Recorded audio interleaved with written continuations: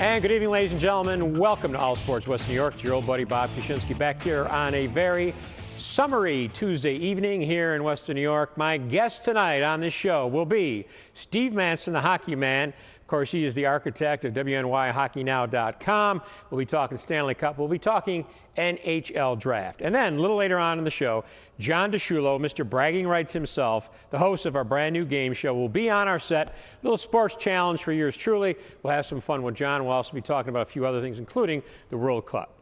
But right now it is time to talk hockey with Steve Manson, the hockey man. And Steve, it's always great having you on the show. Oh, thank you. I lamented before we started that it's too bad that on this great looking set, we can't accommodate more than two people up here at a time, because the days of having you and Art Wander on together was always entertaining, always fun, because Art likes arguing with anybody. Yes. You know, not just you, but pretty much anybody. But the Stanley Cup Finals are over. The Kings, for the second time in 3 years, are the Stanley Cup champions. Many people feel that they won the cup after they got through the semis, but the Rangers were very competitive. Somebody look back at this series 5 years from now and say, well, New York got blown out 4-1. But they lost 3 overtime games. The second, the clincher, was a double overtime game, but the Kings are the champs. Yes, they are, and you got to give them full credit. They are a very, very fine team. They roll 4 lines. They come after you constantly. But what you said about the Rangers, I think, is very true. I mean, the first 2 games were overtime games in Los Angeles, and I really felt it. If the Rangers had been able to pull one of those games out, and again, lucky bounce, hit somebody, goes in, who knows in overtime. But if they'd been able to pull one of those games out, that it would have been a totally different series. And really, it was supposed to be Lundqvist was supposed to really carry the Rangers, and he had some great games, but he wasn't that great in the early part of the series.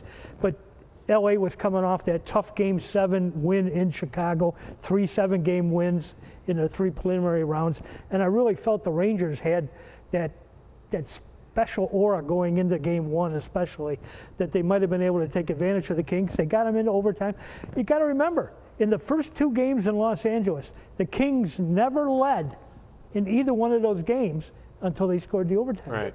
The Rangers had 2-goal leads throughout that series and weren't able, with a guy like Lundqvist in net and a great defense that they have, you would have thought they'd been able to close the Kings down. So give the Kings full credit for that. The West has now won what?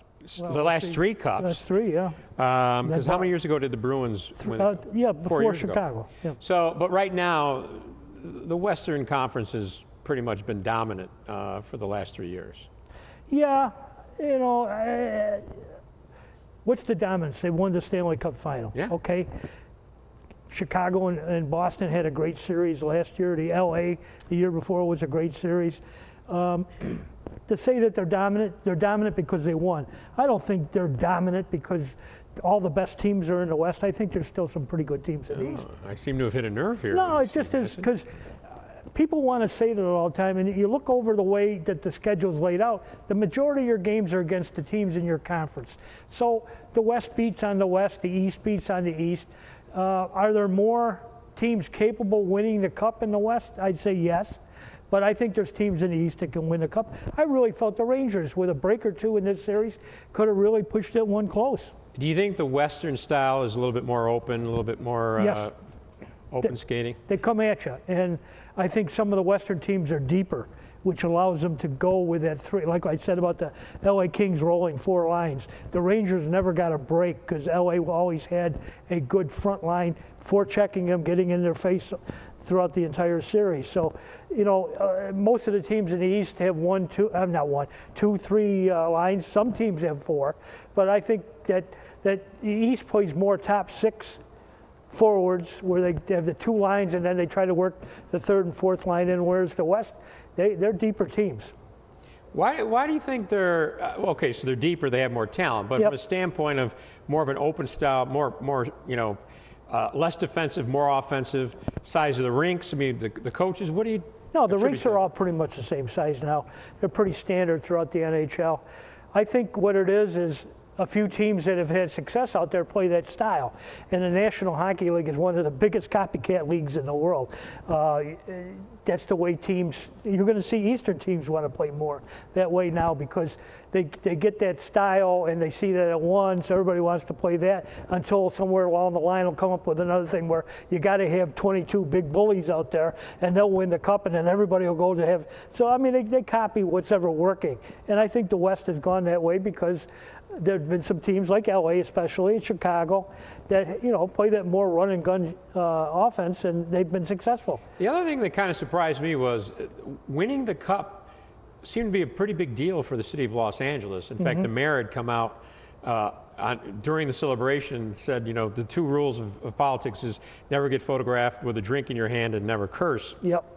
He held up a beer bottle and said, "This is a big effing deal." And he got his 42nd standing ovation. But a lot of people put down LA for being a market that doesn't have any loyalty. Apparently they love their Kings. You know what it is? They love their Kings now. If the Kings are middle of the pack next year, that'll wear off. Fickle? I would say so.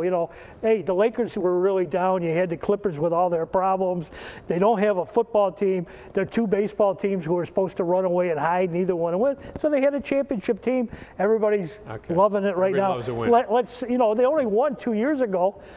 And now it's a big deal. It's the flavor of the month. It's like New York City. A lot of times when I go down to New York to see the Rangers play, I go to Madison Square Gardens, or the Ranger stories on the third page of the sports. You really, other than being around the Gardens, you really don't even know there's a hockey game going on. Now, with them being in the finals, they're lighting all the buildings in red, white, and blue lights. They're shutting down streets for outdoor TV sets and big screens in the parks and the whole bit. Let's see what happens next October when they open the season. Okay, we'll be back. More with Steve Manson. We're going to be talking NHL draft right after this.